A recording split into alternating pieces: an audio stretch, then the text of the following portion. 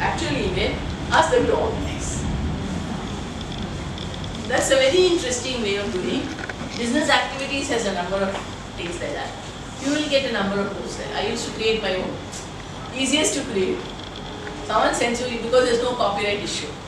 Someone has sent you an email, you put it in order and write each sentence separately, then cut it up or jumble it up and tell them, okay, now tell me what should I do. That is easiest to teach organization.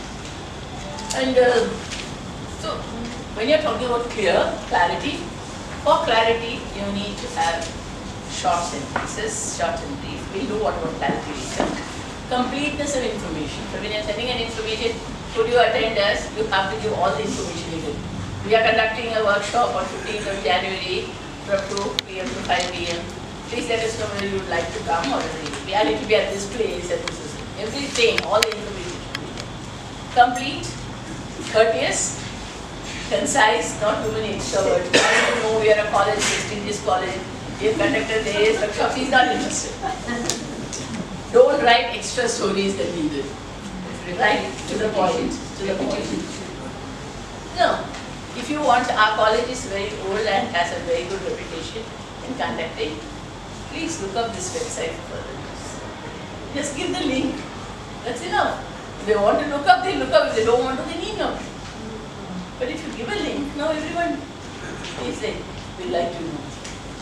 Please go follow this link for further news about college or vacation. You can write. Link is easier to give than write long stories, but don't read. Now, this is the formation. Now, next page, courteous. Level of formality is correct. Is something correct or not? Please turn to next page.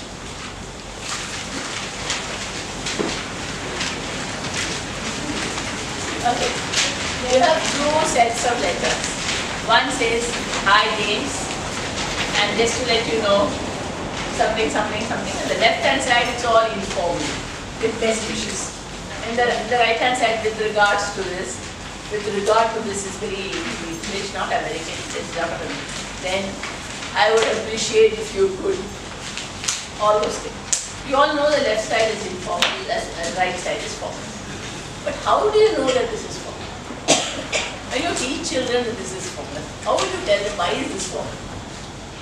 Use of certain words. No, in formal ones, there is always a subject in the word. It is a subject. In informal, it's just. So what you're trying to say is a formal one has complete sentences. Yeah, complete sentences. Formal has complete sentences. Informal emails do not have complete sentences. Absolutely correct. And direct, indirect. Not always. Sometimes. Sometimes. Not, that is not. True, but depends on formal sense, indirect. You can write indirect, but then now she expects you to do indirect speech. Basically, it is what she says, complete sentences for a formal page, incomplete short phrases, paragraph for the informal. Then, look at the first line. I haven't, would have. There are abbreviations used in an informal mail. There are no abbreviations used in the formal mail. Informal way you use abbreviations and formal way you use the third one.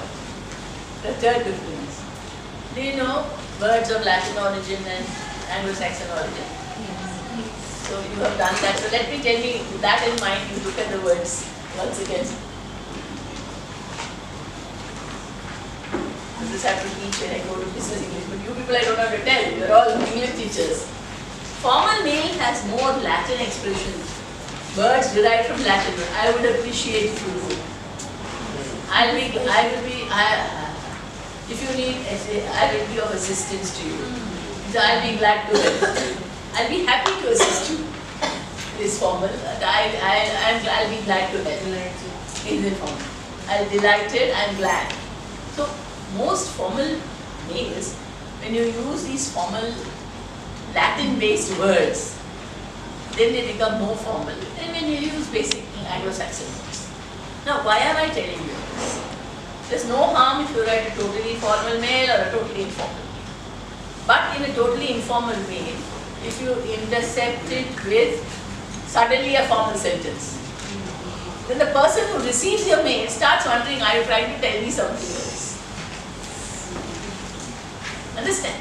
In a totally informal mail, if you say, I would appreciate if you could let me know by Thursday 5 p.m.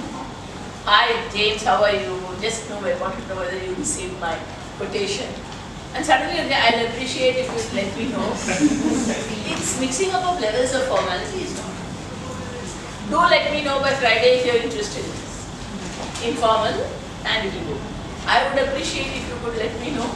Suddenly are you trying to tell me something else? Because when you read in between lines. So that's the only thing. When you teach people to write, formal and informal should not be mixed up in the same way. You can write a totally formal mail, they think, okay, they're all learning only little Indians, they believe in formality, leave it. Write a totally informal mail, that's okay. If you mix up the levels of formality, then it becomes very difficult. Right? The last one is very easy, yours and sirs. I don't think I can do it also. Yours faithfully is rarely used, but I am doing things looking at my watch.